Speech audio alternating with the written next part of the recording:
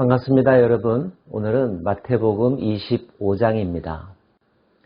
24장에서 예수님은 예루살렘의 멸망과 관련하여서 세 가지 중요한 표현들을 하셨는데요. 첫째, 끝까지 견디라, 깨어있으라, 준비하라 등의 말씀입니다. 25장에는 그러한 교훈과 관련한 비유 두 가지가 등장하는데요. 그 첫 번째는 잘 아시는 열처녀 비유입니다. 슬기로운 다섯 처녀와 어리석은 다섯 처녀의 이야기죠. 그들이 신랑을 기다리고 있습니다. 그런데 신랑이 오는 것이 더뎌지고 있었죠. 결국은 기다리다 지쳐서 잠에 빠질 정도였습니다. 그러던 어느 순간 신랑이 온다는 소리가 들렸습니다. 다들 놀라서 허둥지둥하면서 준비했겠죠. 그런데 5명의 처녀들에게는 기름이 충분히 있어서 신랑이 왔을 때 불을 밝힐 수 있었지만 5명의 다른 처녀들은 기름이 떨어져서 신랑을 맞이할 수가 없었던 것입니다. 다급한 5명의 처녀는 기름이 충만히 있었던 5 처녀에게 기름을 빌려달라고 말하죠. 하지만 빌려줄 수 없었던 상황. 결국 그들이 기름을 사러 갔었을 때에 신랑은 도착하였고 잔치는 시작되었고 결국 기름을 사러 갔던 5명의 처녀는 잔치에 참여할 수 없었다는 이야기입니다.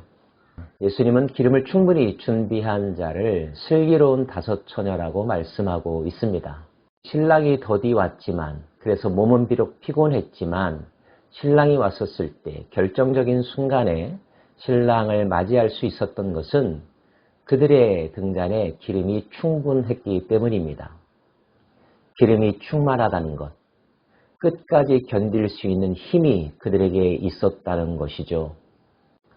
자, 무엇으로 충만해야 할까요?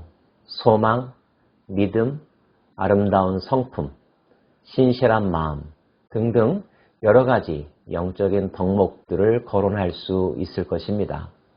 생각지 않은 날, 알지 못하는 시각에 오시는 그분을 맞이하기 위해서는 저수지의 물이 충분해야 하듯이, 기름통이 가득 차야 하듯이 우리의 삶에 또 우리의 영성의 창고 안에 사랑과 소망과 믿음이 충만해야 한다는 것.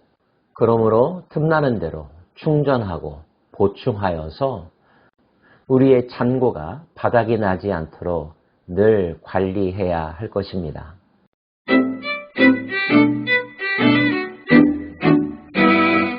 또 하나의 비유는 달란트 비유입니다. 주인이 타국에 가면서 종들에게 달란트를 맡겼죠. 5달란트, 2달란트, 1달란트씩의 자본금을 맡겼습니다. 때가 되었습니다. 주인이 돌아와서 각 종들을 만납니다. 5달란트 가졌던 종은 열심히 일한 결과 5달란트를 남겼다고 하면서 주인에게 자랑스럽게 내어놓습니다. 2달란트 받았던 사람도 2달란트를 남겼다고 주인에게 보고합니다. 그들의 보고를 들었던 주인은 마음이 흡족했습니다. 잘하였도다, 착하고 충성된 종아, 내가 적은 일에 충성하였음에 내가 많은 것을 내게 맡기리니 내 주인의 즐거움에 참여할지어다. 세 번째 종의 차례가 되었습니다. 1달란트 받았던 자는 와서 이르되, 주인이여, 당신은 굳은 사람이라 심지 않은 데서 거두고 해치지 않은 데서 모으는 줄을 내가 알았으므로 두려워하여 나가서 당신의 달란트를 땅에 감추어 두었었나이다. 보소서, 당신의 것을 가지셨나이다. 그는 주인을 일컬어서 굳은 사람이라고 말합니다. 이 표현은 당신은 무서운 사람, 포악한 사람이라는 뜻입니다. 어째서 종은 주인에게 이런 이미지를 품게 되었을까요? 이런 생각을 가지고 있는 이상 그 종은 주인이 그에게 달란트를 맡겼을 때, 나중에 정산하겠다고 했을 때 그것을 맡긴 행위가 자기를 믿고 자기로 하여금 발전할 수 있는 기회를 준 것이라고 생각하기보다는 책망하고 징계할 구실로 삼을 것이라고 생각했을 것 같습니다. 때문일까요? 그는 두려워하여 그대로 땅에 숨겨두었다가 주인에게 가져다 주었다라고 말합니다. 주인은 이렇게 말하죠. 악하고 게으른 종이라고요. 악하다는 말은 주인의 선한 의도와 성품을 왜곡했다는 뜻이겠고요. 게으르다고 하는 말은 도전하거나 모험하지 아니하고 아무것도 하지 않은 채 안일하게 자기의 목숨만을 지키려고 했던 태도를 책망하는 표현일 것입니다. 결국 주인은 그에게 있는 1달란트마저 빼앗아서 10달란트 가진 자에게 주죠. 그리고 무익한 종이라 말하면서 바깥으로 쫓아내죠. 달란트 비유는 그날이 올 때까지 어떻게 깨어있고 준비하는 삶을 살아야 하는지를 가르쳐주는 교훈입니다. 작은 일에 충성하였으니 큰 일을 맡기겠다고 하는 표현이 있죠. 그들에게 주어진 일들, 오늘이라고 하는 시간, 최선을 다하여 성실한 마음으로 살아간다면 그 마음과 태도를 보고 하나님은 기뻐하시며 더 많이 일할 기회를 주고 주의 잔치에 참여할 수 있게 해 주시겠다는 것입니다. 그날을 준비하는 삶이란 자그마한 일이라고 여겨지는 것에도 최선을 다하는 삶이라는 것, 마음속에 다시 한번 새길 수 있기를 원합니다.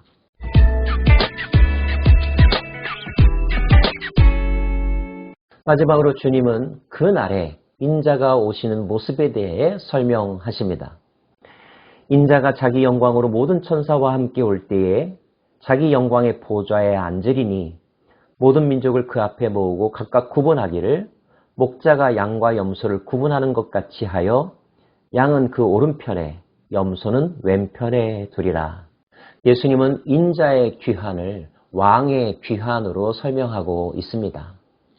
처음에 오실 때의 인자의 모습은 구유에서 태어나는 모습, 연약하고 낮고 겸손한 모습으로 오셨지만 다시 오실 인자의 모습은 왕의 모습으로 오신다는 거죠. 영광의 보좌에 앉을 것이라고 말씀하십니다. 또 한 가지, 다시 오실 인자는 심판의 주로 오신다고 말씀하십니다. 모든 민족을 모아 구분하신다는 것입니다. 그리고 어떤 이들은 영벌에, 어떤 이들은 영생에 들어가게 하십니다. 다시 오실 인자가 자신을 심판한다는 사실을 알면 사람들은 내가 그 인자와 어떤 관계를 가졌었는지, 그 인자에게 평소 어떻게 했었는지에 대해서 생각하겠죠? 어떤 사람은 묻습니다. 내가 인자에게 어떻게 했었지요? 예수님은 말씀하십니다. 내가 진실로 너희에게 이르노니 너희가 여기 내 형제 중에 지극히 작은 자 하나에게 한 것이 곧 내게 한 것이니라 하시고, 또 내가 진실로 너희에게 이르노니 이 지극히 작은 자 하나에게 하지 아니한 것이 곧 내게 하지 아니한 것이니라 하시니 그들은 영벌에 의인들은 영생에 들어가리라 하시니라. 주님은 지극히 작은 자에게 한 것이 인자 곧 왕으로 다시 오는 나에게 한 것이라고 말씀하시면서 그것에 따라 어떤 이는 영벌에 어떤 이는 영생에 처할 것이라고 말씀하십니다. 달란트 비유와 심판에 관하여 말씀하신 주님의 설명 가운데 공통적인 표현이 있습니다. 작은 것, 작은 자라고 하는 표현이죠. 적은 일에 충성한 것, 작은 자에게 한 것, 이것을 주님은 눈여겨보셨고 그에 따라 상과 벌을 내리신다는 것입니다. 다시 한번 깨닫습니다. 매일매일의 삶 속에서 우리가 맞닥뜨리는 작은 일, 그리고 작다고 여겨지는 사람들에게 우리가 어떻게 대하는가 하는 것이 내일을 준비하는 삶이라는 것을요. 특별히 지극히 작은 자라고 하는 표현은 자기를 낮추는 자, 겸손한 자를 일컫는 것이라고 묵상하지 않았습니까? 하나님 앞에서 겸손하게 살아가는 자들을 소중하게 대하고 겸손의 가치를 최우선의 덕목으로 살아가는 것, 이것이 내일을 준비하는 오늘의 우리의 할 일이라는 것 마음속에 새기면서 오늘 하루도 우리에게 주어지는 모든 일들 죽게 하듯 최선을 다하여 사랑과 정성으로 대할 수 있기를 다짐해 봅니다. 기도하겠습니다.